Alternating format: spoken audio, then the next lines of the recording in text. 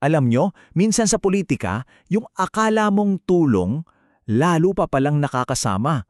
Yan yung pag-uusapan natin ngayon. Base sa isang article, titingnan natin kung paano ang isang tila magandang intensyon ay pwedeng mag-backfire at malala pa. Ito yung tanong, di ba? Paano nangyayari na sa kagustuhan mong ipagtanggol ang isang tao, ikaw pa pala ang maglalagay sa kanya sa mas alanganing sitwasyon? Okay, simulan na nating himayin yan ha. Okay, so para maintindihan natin yung buong kwento, kailangan natin ng background. Merong isang kontrobersya sa Senado tungkol sa pondo para sa flood control at yung mga alegasyon nakatutok lahat kay Senador Joel Villanueva. At hindi to basta-bastang issue. Pag-usapan natin yung pera. Ang kabuuang proyekto ay nagkakahalaga ng 1.5 bilyong piso. Ganyan kalaki yung pinag-uusapan natin. Isipin nyo yan. At dito na nagiging mas specific yung usapan.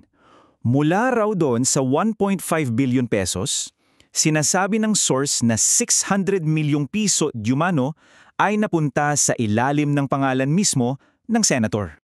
At di pa dyan natatapos, lalo pang uminit yung issue kasi ayon sa mga sinumpaang salaysay na binanggit sa source, may 150 milyong peso raw ang direktang inihatid sa staff ng senador. So yan yung nagpapahiwatig ng posibleng direktang involvement. At here's the plot twist. Dito na ngayon pumapasok sa eksena si Senador Bato de la Rosa para ipagtanggol ang kasamahan niya pero yung paraan niya ng pagdepensa medyo madrama. Ito yung mismong sinabi niya na talagang nagpagulo sa lahat. Magre-resign ako right here, right now. Imbes na mapakalma yung sitwasyon, para siyang nagbuhos ng gasolina sa apoy. Biglang lahat ng mata napunta sa kanila. So, anong tingin ng source article dito? Hindi raw yan isang depensa. Ang tawag nila, isang political suicide pact. Parang kasunduan para sabay silang lulubog. Dito mo makikita, yung intensyon tumulong, pero yung naging resulta, patungo sa kapahamakan. So bakit nga ba naging palpak yung depensa na yon ayon sa analysis? Tara, isa-isahin natin yung tatlong pangunahing epekto nito. Okay, una, imbes na malibing, parang natato daw yung pangalan ni Villanueva sa eskandalo, mas naging permanente. Pangalawa, yung pangako ni Bato, naging parang countdown, lahat tuloy nagabang, magre-resign na ba siya? At pangatlo, at ito yung pinakamalala siguro, nadamay na rin siya. Itinali niya yung sarili niyang kredibilidad sa kung anuman ang magiging kapalaran ni Villanueva. So in short, yung dapat sanang magpapatahimik sa issue, yun pa yung nagbigay ng extra flavor. Yung nagpa-juicy pa sa kwento para sa publiko, naging mas interesting tuloy. At may isa pang pinuna yung source, yung parang irony ng lahat.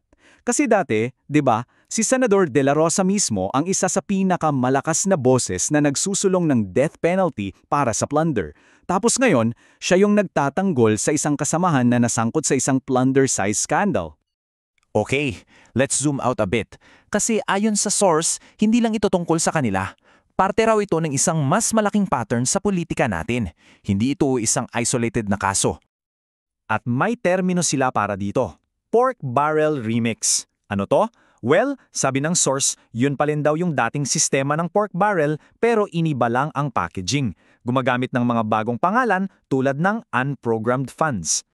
At para ipakita na hindi lang ito one-time thing, nagbigay pa yung source ng listahan ng iba pang pamilyar na pangalan na naiuugnay din daw sa ganitong practice. Kaya ayun, parang sinasabi na ito ay isang sistema na. At para isara yung buong analysis, may ginamit yung source na isang napakagandang metaphor. Isipin nyo to. Dahil sa ginawang pagdepensa, yung kredibilidad ni Senator Bato ay parang itinali na raw sa isang bangkang palubog na yung bangka ni Senator Villanueva. So yun yung iiwan nating tanong, di ba? Ito yung buod ng buong kritisismo. Dalawang politiko, iisang lumulubog na bangka. Ano sa tingin nyo ang kahahantungan ng kwentong ito?